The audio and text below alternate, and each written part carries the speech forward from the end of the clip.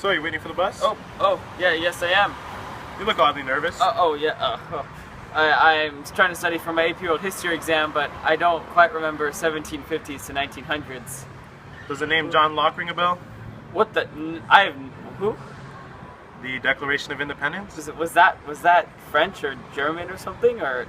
The French Revolution? No, what? The Industrial Revolution? Was that a war or something? I have no idea. Let me tell you, you have a lot to learn, friend. In England during the 1600s, John Locke wrote radical ideas on liberty and equality of men, as well as democratic ideals that criticized the absolute monarchies of Europe.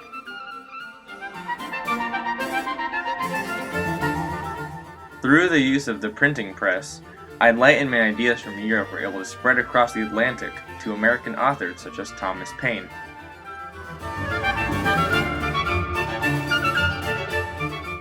Through his writings, he was able to spread these revolutionary ideas to the American people as well as its politicians, such as Thomas Jefferson. The 7 Years' War between France and Britain led to British hegemony and prospering wealth in their colonies, particularly America, in which was at first satisfied and then quickly became dissatisfied due to high taxes. They then used the Enlightenment ideas of liberty to call for independence. Resentment against the British Empire was seen in acts such as the Boston Tea Party, and then later the Revolutionary War after calling for independence through the Declaration of Independence. Enlightenment ideals played a crucial role in American independence. Not only did they influence the revolution itself, but also the type of government that would be established afterwards. Within a decade of the war, the Constitution and the Bill of Rights were written, ratified, and put on display, and a fledgling democracy was created. War broke out between the American colonies and England, and resulted in the creation of a democratic state. The ideas were then picked up by none other than the French. Wait. Why is there a French person picking up the Declaration of Independence? That doesn't make any sense. Well, you see, due to increased communication and the use of the printing press, the Declaration of Independence spread to France, and they used the vocabulary of the Declaration of Independence to spark their own revolution, the French Revolution. Okay, makes sense now. Inspired by the American Revolution, the French started their own revolution.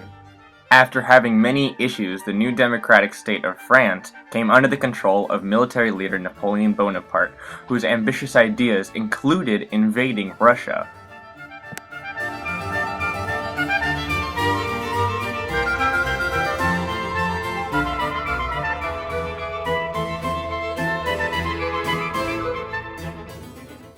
As history often shows, invading Russia was not exactly the best idea and resulted in the defeat of Napoleon and his exile.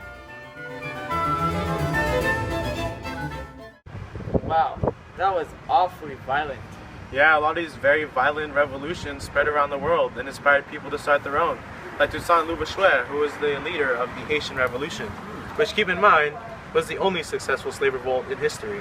Wow, I really need to pay attention. Haitian slaves won their independence, creating a republic.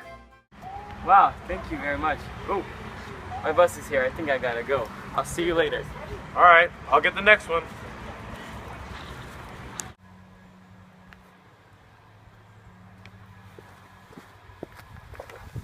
How'd you get here? The bus.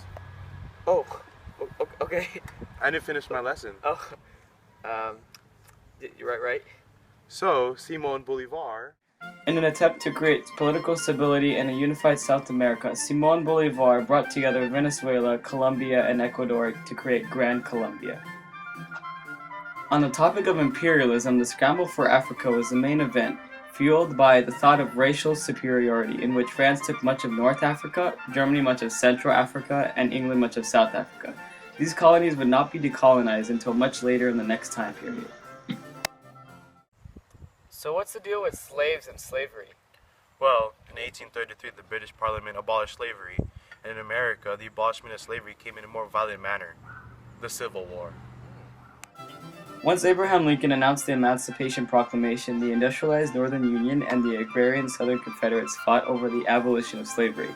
in which the North eventually won and finally abolished slavery in America. However, this did not end the racism that continued on, especially in the South. So, what's the Industrial Revolution? Was that like, that have fighting in it or something? And what the heck is communism? Well, The factory system was perhaps the most revolutionary part of the Industrial Revolution, and it was the marriage of Eli Whitney's system of interchangeable parts and Henry Ford's assembly line.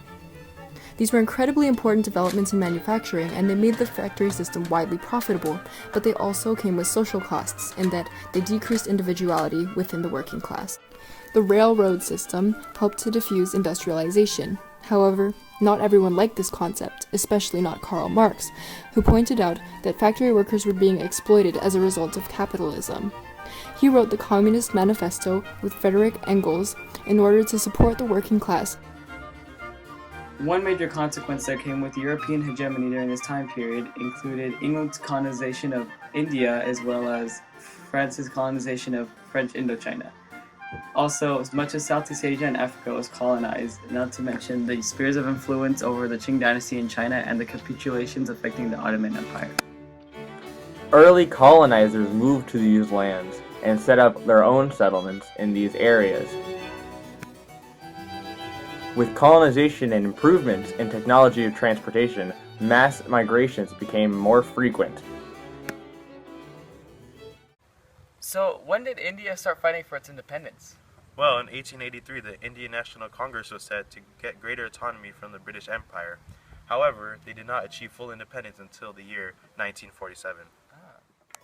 Enlightenment ideas also spread to India, where Indian nationalists created the Indian National Congress to sever ties with their British owners. Unsuccessfully, of course.